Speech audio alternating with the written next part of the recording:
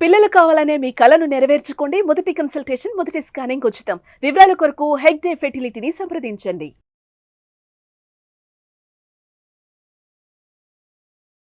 ధైర్యం లేకపోతే అసలు ప్రేమించేటటువంటి హక్కే లేదు. లవ్ అన్న అబ్బాయితో మాట్లాడడం అన్నది పెద్ద క్రైమ్. అది మా ఇంట్లో ఏదైతే ముట్టుకోకూడదో అదే ముట్టుకున్నావు. ఖచ్చితంగా అవుతారండి, ఎందుకంటే అతనికి అంత టాలెంట్ ఉంది. గుడ్డుగా వెళ్ళిపోతున్నావు, బ్లైండ్ గా ముందుకెళ్తున్నావు అన్నది నాకు గట్టిగా అనిపిస్తున్నావు. There is no doubt about it.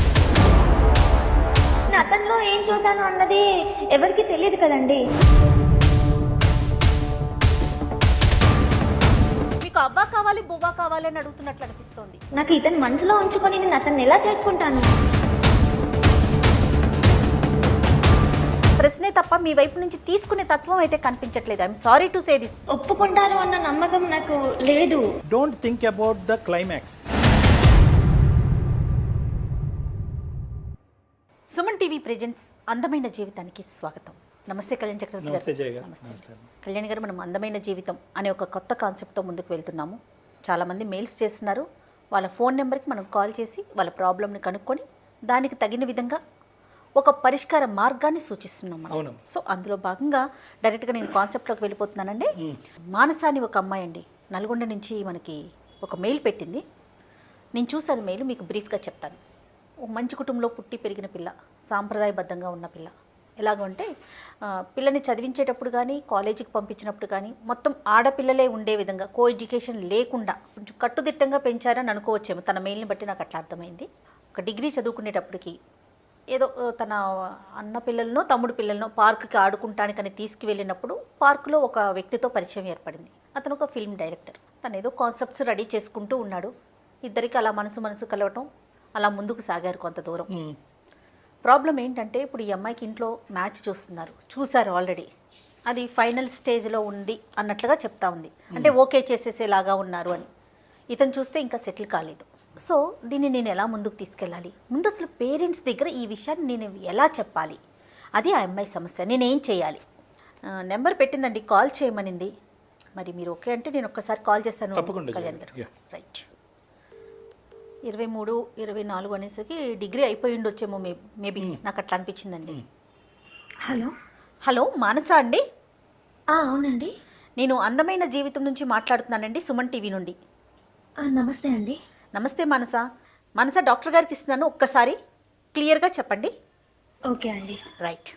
నమస్తే అండి డాక్టర్ గారు. నమస్తే అమ్మా మానస. నమస్తే అమ్మ. నువ్వు కంఫర్టబుల్గా ఉంటే ఫ్రీగా నీ బాధ అన్నది ఏంటో చెప్పమ్మా. దానికి మనం ఏమన్నా తగిన పరిష్కారం చెప్పే ప్రయత్నం చేద్దాం. చెప్పండి అమ్మా. నేను ఒక అబ్బాయిని ప్రేమించానండి. ఆ అబ్బాయి ఫిలిం డైరెక్టర్ అవ్వాలని తన అంబిషన్. నేను ఆ అబ్బాయిని ఒక గత 3 years గా ప్రేమిస్తూనే ఉన్నాను. 3 years గా మేము డీప్ లవ్ లో ఉన్నాము. నీ ఏజ్ ఎంతమ్మా ఇప్పుడు మానస? లవ్ స్టార్ట్ అప్పుడు అండి కదమ్మా, ఇప్పుడు నీ వయసు ఎంత? ఇప్పుడు నా 24 అండి. 24 అంటే 21 నుంచి ప్రేమిస్తున్నారు మీరు అతన్ని? 21 నుంచి అండి. అంతకు ముందు కూడా పరిచయం ఉందమ్మా? లేదండి. He's complete stranger to me. నేను ఆ అబ్బాయిని ప్రేమిస్తున్నందువల్ల మా ఇంట్లో వాళ్ళు ఎన్ని సంబంధాలు తెచ్చినా క్యాన్సిల్ చేసుకుంటూ వచ్చాను. మా ఇంట్లో ఎలా అంటే, అమ్మాయి అంటే ఎన్ని రిస్ట్రిక్షన్స్ ఉన్నాయి అంటే, అబ్బాయిని అసలు చూడకూడదు.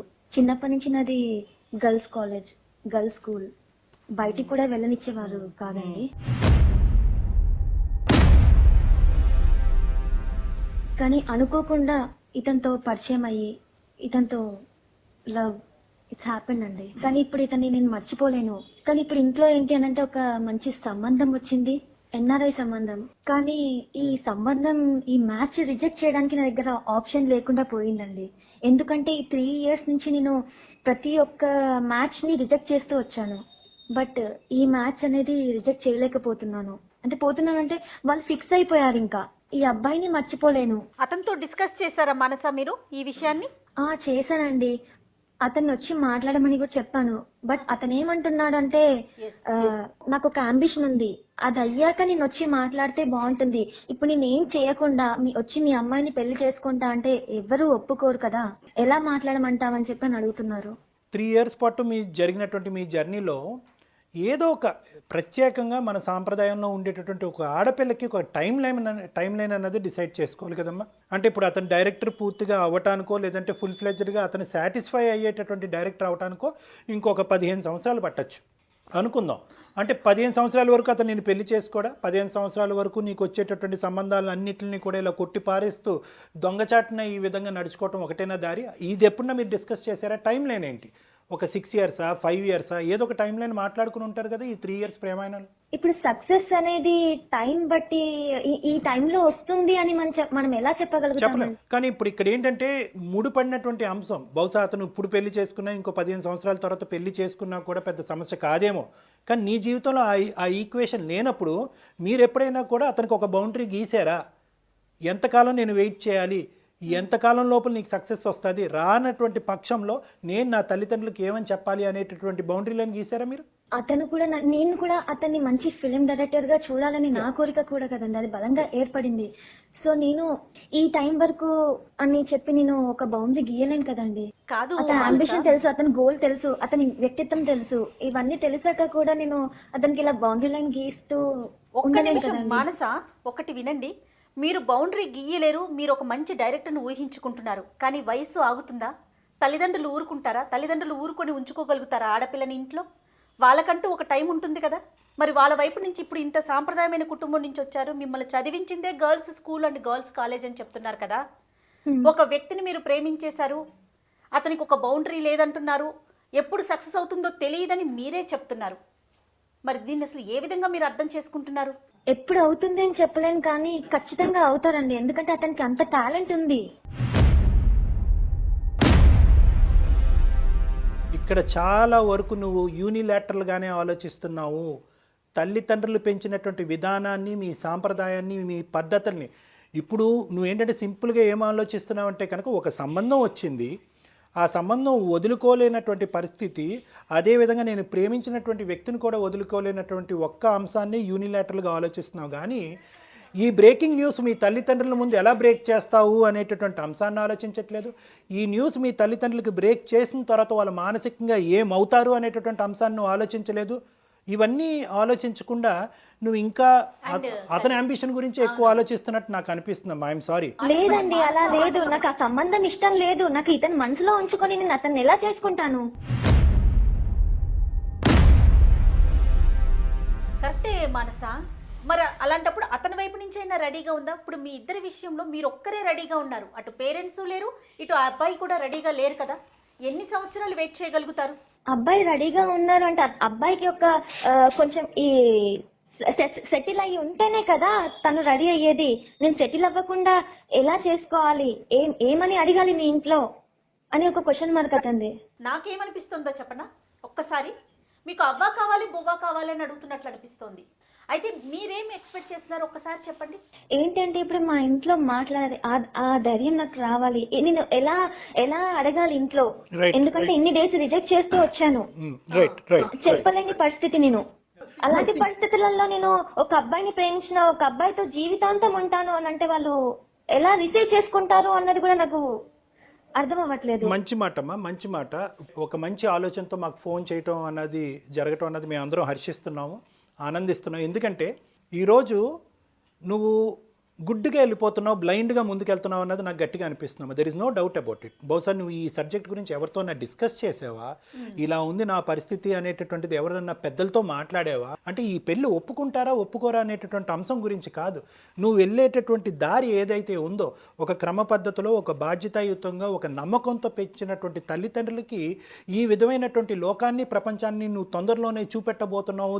తద్వారా వాళ్ళు ఎలా రియాక్ట్ అవ్వబోతున్నారు, ఎప్పటికైనా ఇంకొక 4-5 సంవత్సరాల తర్వాత అయినా కూడా మీ తల్లిదండ్రులని నువ్వు ఒప్పించేటటువంటి పరిస్థితి ఉందా లేదా అన్నది ఎవరో ఒక పెద్దలతో మాట్లాడాలి కదమ్మా. నువ్వు ఎవరో ఒకరితో మాట్లాడాలి. నీ ప్రేమ నిజమే, నీ ప్రేమ వాస్తవమే, నీది నమ్మకమైనటువంటి ప్రేమే, నిస్వార్థమైనటువంటి ప్రేమే, ఎదురుగా ఉండేటటువంటి ప్రేమికుడి యొక్క ఎదుగుదల కోరుకుంటూ ముందుకెళ్ళేటటువంటి ప్రేమే కాదనట్లేదు. కానీ ఇక్కడ ఏంటంటే ఒక చేతులతో చప్పట్లు కొట్టలేమమ్మా. నీ తల్లిదండ్రుల యొక్క పాత్ర నీ జీవితంలో చాలా ఇంపార్టెంట్. వాళ్ళ యొక్క ఆలోచన, ఆ కుటుంబ సాంప్రదాయం, పద్ధతులు, విలువలను కూడా బ్యాలెన్స్ చేసినప్పుడే అది అసలైనటువంటి ప్రేమగా నేను భావిస్తాను. అటువైపున ఆ అబ్బాయి పేరెంట్స్ అసలు ఏమంటున్నారు? అతనికి వాళ్ళకి తెలుసా మనసా? డైరెక్టర్ గారి పేరెంట్స్ ఏమంటున్నారు అమ్మా, కాబోయే డైరెక్టర్ గారి పేరెంట్స్? వాళ్ళ పేరెంట్స్ ఇతనికి ఎప్పుడు సపోర్ట్ చేయరండి. ఎందుకంటే ఈ ఫీల్డ్ కి వెళ్తున్నాను అంటే ఎవరు మాత్రం సపోర్ట్ చేస్తున్నారు అంటే ఎప్పుడు సక్సెస్ అవుతారు, ఎప్పుడు ఏ టైంలో ఏమవుతుంది అన్నది ఏది తెలియదు కదండి ఈ ఫీల్డ్ లో. కాబట్టి ఇది చేసుకోవచ్చు కదా అని చెప్పి ఎవరు సపోర్ట్ చేయట్లేదు. ఇప్పుడు నేను అతనికి సపోర్ట్ చేసేది అనేది ఎవరైనా ఉంటే అది నేను ఒక్కదాన్నే. ఓకే ఓకే ఓకే నీ సపోర్ట్ అతనికి కావాలి అన్నది అర్థం అవుతుందమ్మా. నిన్నైతే కనుక అతను నిస్వార్థంగా ప్రేమిస్తున్నాడు అనే నమ్మకం నీకు ఉంది కదా. Point, most important point. అవునండి. ఇదేమి అంటే I'm sorry to ask you, నువ్వు తప్పుగా అనుకోవద్దు మానస, ఇదేమి ఊహాజనకమైనటువంటి ప్రేమ ఏం కాదు కదమ్మా. ఇప్పుడు అసలు కాదండి, అసలు కాదు. ఎందుకంటే మేము ఎప్పుడు కలిసి పార్కులకి సినిమాలకి తిరిగింది లేదు.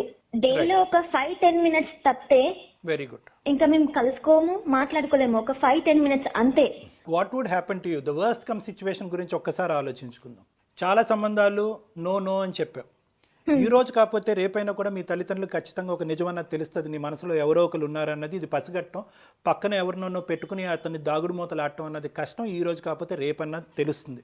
సో బహుశా ఏంటంటే ఈరోజు నువ్వు ఓపెన్గా వెళ్ళి మీ తల్లిదండ్రులకు ఓపెన్గా ఇక్కడ ఏం జరుగుతుంది అనేటటువంటిది మనసు విప్పి మాట్లాడటము, ఆ తర్వాత జరిగేటటువంటి పరిణామాలు ఏమవుతున్నాయి అన్నది ఒకసారి బ్యాలెన్స్ చేసుకోవటము, ఇది వర్కౌట్. నా మనసు విప్పి మాట్లాడిందంటూ లేదండి ఇంట్లో. నేను ఆడపిల్ల అంటే అప్పటి కాలంలో పెంచినట్టుగానే పెంచారు నన్ను. ఎక్కడికి పంపించరు. నాకు ఇది ఇష్టము అని కూడా చెప్పలేను నేను. వాళ్ళకి నచ్చింది నేను ఓకే చెప్తాను, కానీ ఈ విషయంలో మాత్రం నేను చెప్పలేకపోతున్నాను. ఎందుకంటే కంప్లీట్ డీప్ లవ్ లో ఉన్నాను ఇతనితో. మీకు అనిపించచ్చు ఎందుకు ఇంత మంచి మ్యాచ్ వదులుకొని ఇతను ఎందుకు లవ్ చేస్తుంది, అవసరమా అని ఎవరికైనా అనిపించచ్చు. కరెక్ట్ అమ్మా. నేను అతనిలో ఏం చూసాను అన్నది ఎవరికి తెలియదు కదండి. ఒక ఫాదర్ కేరింగ్ అనేది అతని దగ్గర ఉంది. అన్ని విధాలుగా నన్ను ఎంత బాగా చూసుకుంటాడో అన్నది నాకు తెలుసు. ఇప్పుడు అంత మంచి వ్యక్తిని నేను వదులుకోలేను కదా. నువ్వు వదులుకోవద్దమ్మా, నువ్వు వదులుకోమని మేము చెప్పేటటువంటి అవకాశం లేదు, ఆ విధంగా మాట్లాడేటటువంటి హక్కు కూడా మాకు లేదు. నువ్వు ప్రేమించి నీకు నచ్చి నీ జీవిత భాగస్వామ్యం కింద అతను కరెక్ట్ అనుకునేటటువంటి నీ అభిప్రాయాన్ని తప్పు అని మేము ఎలా చెప్తామమ్మా? చెప్పట్లేదు. కానీ మేమేమంటున్నాం అంటే కనుక you have to break the ice. నువ్వు ఇది బద్దలు కొట్టాలి. మంచి మనిషి, నా జీవిత భాగస్వామ్యం అనుకునేటటువంటి నువ్వు ఈరోజు మీ తల్లిదండ్రులు స్ట్రిక్ట్ పేరెంట్స్ అని నేను అన్ను, రిస్ట్రిక్టివ్ పేరెంట్స్ అంటాను. ఇది చాలా డిఫరెన్స్ ఉంటుంది ఈ రెండింటికి. స్ట్రిక్ట్ పేరెంట్స్ అంటే కనుక కేవలం ఈ అబ్బాయిలు ఇలాంటి అంశాల్లో రిస్ట్రిక్ట్ చేసినటువంటి కుటుంబ సభ్యులుగా మాకు అనిపిస్తుంది, కానీ మొత్తం నీ జీవితాన్ని నీ ఎదుగుదలని ఎదగకుండా చేసేటటువంటి స్ట్రిక్ట్ పేరెంటింగ్ కాదు. సో నువ్వేం చేయాలి అంటే కనుక ఈరోజు నువ్వు మాట్లాడకపోతే అడగంది అమ్మ కూడా అన్నం పెట్టదు. సో ఇక్కడ అవునండి, కానీ ఇప్పుడు ఎలా మాట్లాడాలి ఏంటి అన్నది కూడా తెలియదు. ఎందుకంటే చెప్తే ఒప్పుకుంటారు అన్న నమ్మకం నాకు లేదు. ఎలా చెప్పాలి అన్న ఆలోచన కూడా నాకు రావట్లేదు. ఎందుకు అనంటే ఇప్పుడు కంప్లీట్ గా నాకు ఆ మ్యాచ్ ఫిక్స్ చేసేసారు. ఆల్మోస్ట్ పెళ్లి పనులు స్టార్ట్ అయిపోతున్నాయి. ఇప్పుడు కూడా అక్కడికే వెళ్ళారు, అబ్బాయి దగ్గరికే వెళ్ళారు. అమ్మ నువ్వు ఏంటంటే ఒక ఇమ్మెచ్యూరిటీతో మాట్లాడుతున్నావు. నాకు అర్థం కావట్లేదు నువ్వు ఎంత మెచ్యూరిటీ ఉన్నావు, ఎంత ఇమ్మెచ్యూర్గా ఉన్నావు అన్నది నాకు అర్థం కావట్లేదు. ఈరోజు అన్నీ కూడా నువ్వు ప్రేమించినటువంటి ఒక్క అంశం తప్ప మిగతావన్నీ నువ్వు ఊహించుకుంటున్నావు. నేను చెప్పిన తర్వాత వాళ్ళు ఒప్పుకుంటారో ఒప్పుకోరో, తర్వాత ఇదవుతుందేమో తర్వాత అదవుతుందేమో అనేటటువంటి మాటే అంటున్నావు, కానీ ఊహించుకుంటున్నారు మీరు. నెంబర్ 2 అదే కరెక్ట్ అనుకుంటున్నారు. మోస్ట్ ఇంపార్టెంట్ ఇక్కడ నువ్వు గుర్తుపెట్టుకోవాల్సింది ఏంటంటే, నేను ఇలా చెప్పటం వల్ల మా అమ్మ నాన్న ఒప్పుకుంటారా లేదా అనే అంశాన్నే మీరు ఆలోచిస్తున్నారు, కానీ రేపొద్దున ఎవరి ద్వారానో నేను ఇన్ని పెళ్ళిళ్ళు చెడగొట్టడానికి ఈ విధమైనటువంటి ప్రేమ కారణం అన్న విషయం తెలిసిన తర్వాత వాళ్ళు ఏమవుతారు అన్నది మీరు ఇంకా ఆలోచించట్లేదు.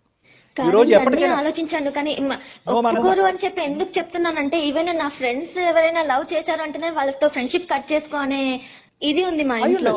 అయి ఉండొచ్చు, but there is no pathway, there is no mediator. ఇక్కడ బ్రోకరిజము మీడియేషన్ చేయడానికి అవకాశం లేదు. నీ తల్లిదండ్రులు నిజంగా నువ్వు ప్రేమించినట్టుగా అయితే కనుక, నిన్ను ఇంత జాగ్రత్తగా పెంచినటువంటి తల్లిదండ్రులు నీ మీద ఎంత ప్రేమ, ఎంత ఆశ, ఎంత నమ్మకం పెట్టుకున్నటువంటి వాళ్ళు అయి ఉంటారు అన్నది కూడా నువ్వు గుర్తుపెట్టుకోవాలి. కాబట్టి ఈరోజు అమ్మా నాకు ఇది నచ్చుతుంది, ఈ విధంగా జరిగితే బాగుంటుందని నేను అనుకుంటున్నాను అనేటటువంటి అంశాన్ని నిర్భయంగా చెప్పడం తప్ప ఇంకో దారి లేదు అని నేను అనుకుంటున్నానమ్మా. You have to break the ice. కాదు మనస, ఇవాళ కాకపోతే రేపు, రేపు కాకపోతే ఎల్లుండి, ఎల్లుండి కాకపోతే అవతాల ఎల్లుండి, ఎప్పటికైనా మీరు ఇంట్లో చెప్పి తీరాల్సిందే కదా. అవును, తప్పకుండా చెప్పి తీరాలి. మరి కానీ ఇప్పుడు నేను ఒక అడుగు ముందుకు వెయ్యాల్సిందే మానస. మీరు ముందే మీరు ఊహించుకోకండి. మా రిలేటివ్స్ లో కూడా వాళ్ళ పిల్లలు, అంటే మా బాబాయ్ పిల్లలు, మా పెద్దనాన్న పిల్లలు, వాళ్ళు లవ్ చేసాం ఇలా అని ముందుకొచ్చి చెప్పినా కూడా వాళ్ళకి పెళ్లి చేయలేదు. వీళ్ళు తెచ్చిన సంబంధమే చేశారు. ఇప్పుడు నాకు చేస్తారు అని ఏ నమ్మకంతో నేను వెళ్ళను వాళ్ళ దగ్గరికి, ఏ నమ్మకంతో వాళ్ళ ముందుకు వెళ్ళను. సైకాలజీలో ఒక కాన్సెప్ట్ ఉంటుంది Manasa, don't think about the climax. అంటే ఏంటంటే నేను పరీక్ష పాస్ అవుతానా ఫెయిల్ అవుతానా అనే ఆలోచనతో వెళ్ళేటటువంటి వాళ్ళు పరీక్షలు సరిగ్గా రాయరు. నేను కష్టపడ్డాను, నేను నమ్మకంగా ఒకటి చేయాలి అని అనుకుంటున్నాను అనేటటువంటి ఆలోచనతో ఆ అడుగు ముందుకు వేయాలి అనేటటువంటి ఉద్దేశం ఈజ్ ఓపెన్ సైకాలజీ అంటాం. నువ్వు క్లోజ్డ్ సైకాలజీలో వెళ్తున్నావు అంటే వీళ్ళు నో చెప్తారు కాబట్టి ఇది దాచిపెట్టి ఇలా టైం పాస్ చేద్దామని అనుకుంటున్నావు. ఈ టైం పాస్ అనేటటువంటిది మంచిది కాదమ్మా. ఎందుకంటే ఎలా అంటారండి ఇది? కాదమ్మా, ఇప్పుడు మరి అంతే కదా. ఇప్పుడు ఎన్ని సంబంధాలు ఇప్పటి వరకు మీరు నో చెప్పుంటారు చెప్పండి? చాలానే చెప్పానండి, చాలానే చెప్పాను. ఎందుకంటే మా దగ్గర ఒక 20 ఏజ్ వచ్చింది అంటే వాళ్ళకి పెళ్లి సంబంధాలు చూసి త్వరగా పెళ్లి చేసేయాలని అనుకుంటారు. మరి ఫ్యూచర్ లో కూడా ఇంకా నో చెప్తూనే ఉంటారా మానస మీరు ధైర్యం చేయకపోతే? ఇప్పుడు నో చెప్పే సిచ్యువేషన్ కూడా లేదండి నాకు. అంటే ఇప్పుడు దానికి ఎస్ అని చెప్పేటట్టుగా నాకు ఎటు లేదు. ఇక్కడ చెప్పలేను, ఇక్కడ చెప్పలేను, అలాగే ఉంది ఇప్పుడు. ఎందుకంటే వాళ్ళు ఆల్మోస్ట్ ఫిక్స్ చేసేసారు పెళ్లిని. ఇప్పుడు నా డెసిషన్ కోసం కూడా వాళ్ళు వెయిట్ చేయట్లేదు. నేను ఇతనితో కలిసి బ్రతకాలంటే ఏం చేయాలి అన్నదానికి మీరు ఒక సొల్యూషన్ ఇస్తారు అన్న నమ్మకంతో నేను చేశాను. కానీ ఖచ్చితంగా ఇచ్చేటటువంటి సొల్యూషన్ ఎప్పుడు కూడా చేదుగానే ఉంటుందమ్మా. ఇక్కడ కఠినంగానే అనిపించినా కూడా తప్పదు, ఆ దిక్కును పోవటం అనేది తప్పదు నీకు. ఎందుకంటే కనుక there is no magical solution. ఏదో ఒక మంత్రం వేసినట్టుగా మీ తల్లిదండ్రులకు ఒక మెసేజ్ పాస్ అవటము, ఆ మెసేజ్ పాస్ అయినటువంటి రెండో రోజుకు వాళ్ళు వచ్చి అద్భుతంగా ఈ పెళ్లిని ఓకే చేసేయటము, మీ ఇద్దరి మీద అక్షింతలు వేయటం అనేటటువంటి. ఎందుకంటే ఇక్కడ రెండు చిక్కుముళ్ళు ఉన్నాయి. ఒకప్పుడు మీ తల్లిదండ్రుల దగ్గరికి వెళ్ళి మీరు ఒప్పించేటటువంటి ప్రయత్నం చేసిన కాబోయేటటువంటి డైరెక్టర్ అయినటువంటి అతను నేను డైరెక్టర్ అయిన తర్వాతే పెళ్లి చేసుకుంటాను, అది 5 సంవత్సరాలు అవ్వచ్చు 10 సంవత్సరాలతో అవ్వచ్చు అనే క్లాజ్ పెడితే కనుక మీ తల్లిదండ్రులు మళ్ళీ వెనుదిరగచ్చు. సో ఇక్కడ చాలా చిక్కుముళ్ళు ఉన్నాయి. It is not a straight forward solution. ఇక్కడ మొత్తం సినారియోలో కనిపించేటటువంటి ఒకే ఒకటి ఏంటంటే నువ్వు ఆ అబ్బాయిని స్వచ్ఛంగా ప్రేమిస్తున్నావు, ఆ అబ్బాయి నిన్ను స్వచ్ఛంగా ప్రేమిస్తున్నాడు అనేటటువంటిది ఒక్కటే ఇక్కడ క్లియర్గా కనిపిస్తుంది. సో ఏంటంటే ఇక్కడ చాలా మెట్లు ఎక్కాలి, మీరు చాలా ముందుకు వెళ్ళవలసినటువంటి అవసరం ఉంది. దాంట్లో మొదటి మెట్టు ఏంటంటే కనుక ఈ దాగుడు మూతలు అనేటటువంటిది ఇంకా ఆపేసి ధైర్య సాహసాలు పెంపొందించుకుని తల్లిదండ్రులు ఎదురుగుంటా కూర్చుని నీ మనసులో ఉన్న అభిప్రాయం చెప్పు. ఆ తర్వాత మీ తల్లిదండ్రులు ఒప్పుకుని ముందుకు రావాలి. తర్వాత ముందుకు వచ్చిన తర్వాత ఈ అబ్బాయి నేను డైరెక్టర్ అవ్వాల్సినటువంటి అవసరం లేకపోయినా కూడా నీ జీవితాన్ని ఈ ప్రేమని కాపాడేటటువంటి ప్రయత్నంలో నేను పెళ్ళికి రెడీ అనేటటువంటిది ఒప్పుకోవాలి. సో 3 స్టేజెస్ దాటాలి అంటే కనుక ఫస్ట్ మెట్టు నువ్వు ఎక్కటం తప్పదు. వాళ్ళు ఇప్పటి వరకు నేను పెంచినటువంటి విధానంలో కానీ ఎక్కడ కూడా కాంప్రమైజ్ అనేది లేదు. ఏంటంటే ఏ విషయంలో అంటే కనుక ప్రేమించి పెళ్లి చేసుకోవటం, అమ్మాయి అబ్బాయి కలిసి తిరగటం అనేటటువంటి కాన్సెప్ట్ మీ కుటుంబానికి సంబంధించినటువంటి రక్తం లేదు అన్నది మాకు అర్థమైంది. మాట్లాడడం అంటూ కూడా లేదు, అసలు అబ్బాయిని చూడడం అంటూ కూడా లేదు. అది భయం ఎప్పుడు ఉండేది, ఎప్పుడు మాట్లాడకపోయేదాన్ని, ఎవరితో మాట్లాడకపోయేదాన్ని నేను. ఈవెన్ గర్ల్స్ లో కూడా నాకు ఫ్రెండ్స్ చాలా తక్కువ, వేలల్లో లెక్క పెట్టుకోవచ్చు నా ఫ్రెండ్స్ ఇంతమంది అని చెప్పి. ఎందుకంటే ప్రతి ఒక్కరికి బాయ్ ఫ్రెండ్స్ ఉంటున్నారు ఇప్పుడు.